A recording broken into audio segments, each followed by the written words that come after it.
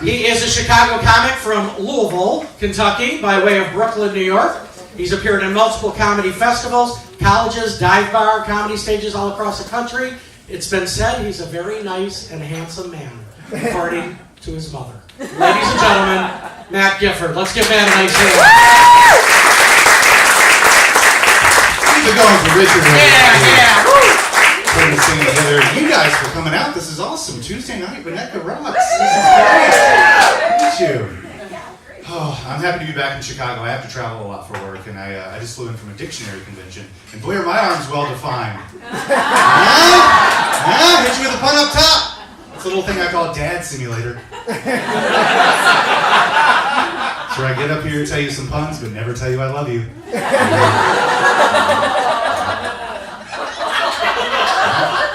a little dark. Always a dad simulator, never a dad. That's the old saying, right?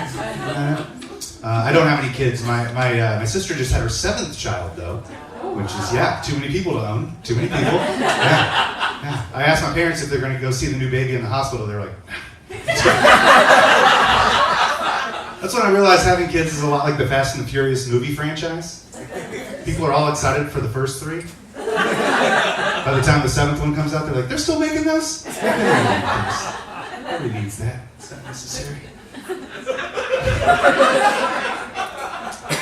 I went to the candy store to get some candy for my nephews and nieces, and I noticed they're still selling candy cigarettes. That's still a thing in 2019. Candy cigarettes, right? I like it. I think we should have more things that are bad for kids that are like the candy version, right? We could have like Oxycontin candy, Molly Ranchers. Blow Pops can keep their name, they just have to serve it as a powder now.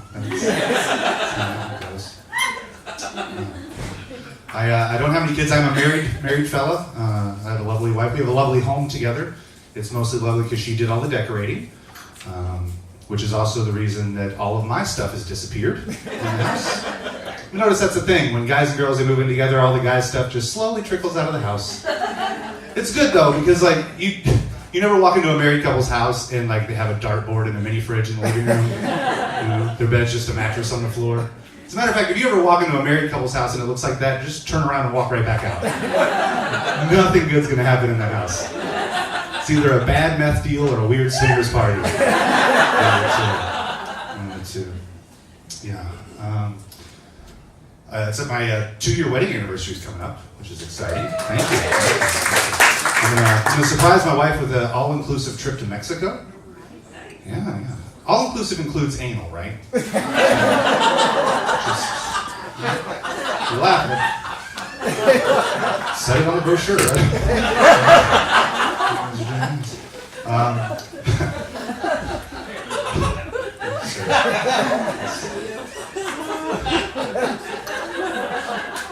My wife is, she's 10 years younger than I am, which is just as awesome as it sounds. Pretty great. When we first started dating, I was 35, she was 25. And when I told my friends that, they all said the same thing. They were like, ooh, congratulations. It's a weird thing to congratulate somebody for, though, right? I didn't build her 10 years ago, and this is some weird sex doll anniversary. She's just younger than me. You know?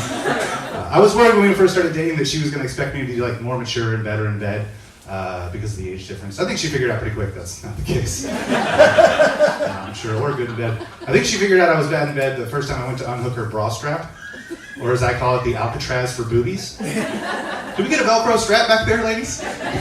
Please? I know it's not the most romantic sound in the world to hear Velcro ripping open when you're about to have sex, but it helped me out a lot. You know? I think that the bra strap is a good litmus test for the quality of sex you're about to have with a guy, though. Like if it's the first time sleeping with him. Like if it takes him longer than 30 seconds to unhook your bra, you're about to have some awkward sex. But if it takes him less than 3 seconds, oh boy, you are about to have herpes. You're about to have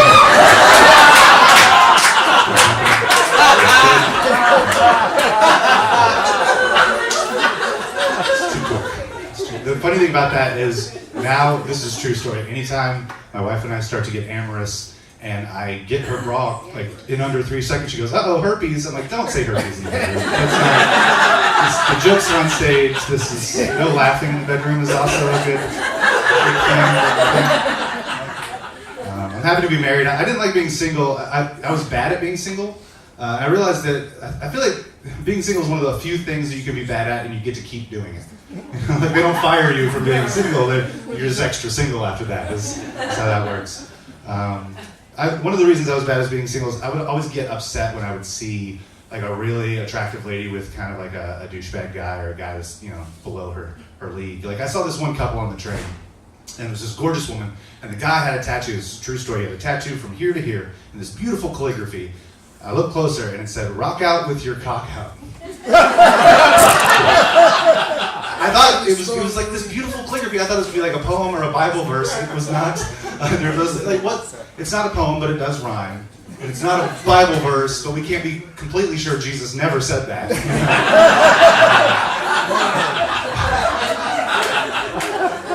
She had a tattoo on her arm that said, "Only God can judge me." I'm judging you. I don't think you understand how judging works, lady. I don't need to be an all-powerful being to judge you. Your boyfriend has cock written on his arm permanently. You were guilty of making very bad life choices.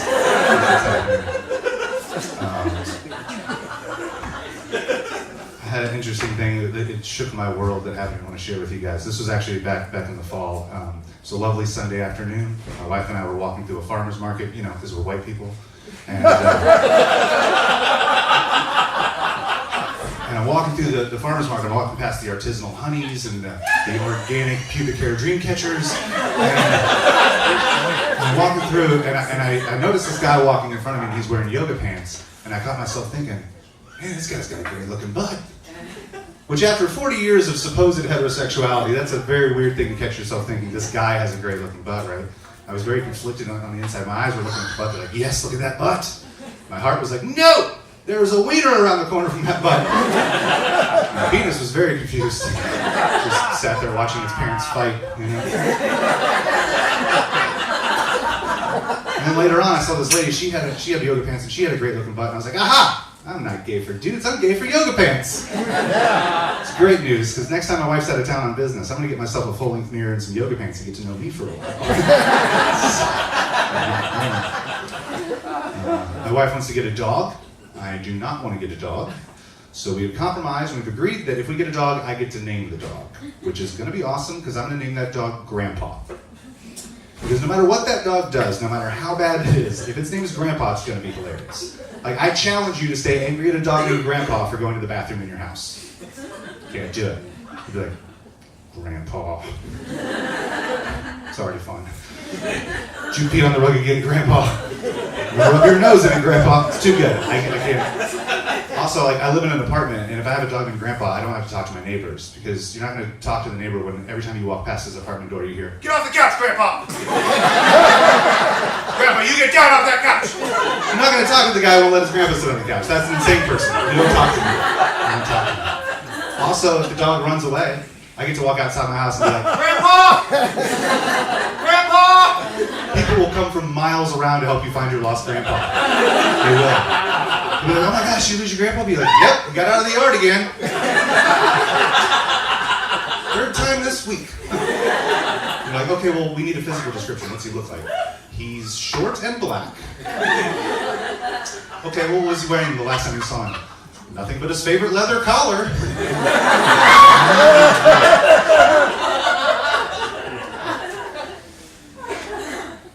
Did you guys ever notice nobody ever looks cool walking downhill? They don't. We've been on this planet for like 200,000 plus years. We've figured out flight, figured out antibiotics, we've cured diseases, but just give us a gently sloping lawn, and we look like drunk orangutans. It's really bad.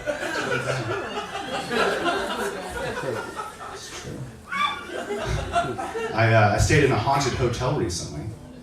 Spooky, right? Yeah. I know it was haunted because I was walking through the lobby, and I hear this woman complaining to the clerk that she had seen a ghost in her room the night before. Like the clerk could do something about that, right? But here's the thing: it was your standard ghost sighting. She's like, I woke up in the middle of the night and there was a chill in the air, and there was a ghost of a woman standing at the foot of my bed. She was wearing a long white Victorian dress and she was slowly pacing back and forth. And the clerk was totally into it. She's like, "Yes, that's the ghost of Mrs. O'Leary. She was the original innkeeper here. And some say on a moonlit night, if you sit at the gazebo down by the water, you can hear her piano playing coming from the inn. And I thought, why aren't there ever any modern ghosts? You know, there's never a ghost from 1992. You never hear like, I woke up in the middle of the night and there was the scent of Nautica cologne in the air.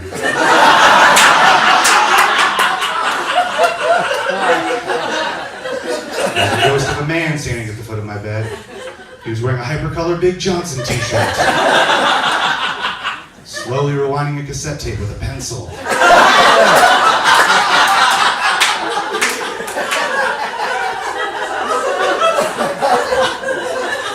And the clerk would be like, yes, that's the ghost of Brendan. He was an assistant manager down at Spencer's Gift. And some say on a moonlit night, if you sit at the gazebo down by the water, you can hear his boombox playing Tracy Chapman's Fast Car. Thank you guys very much.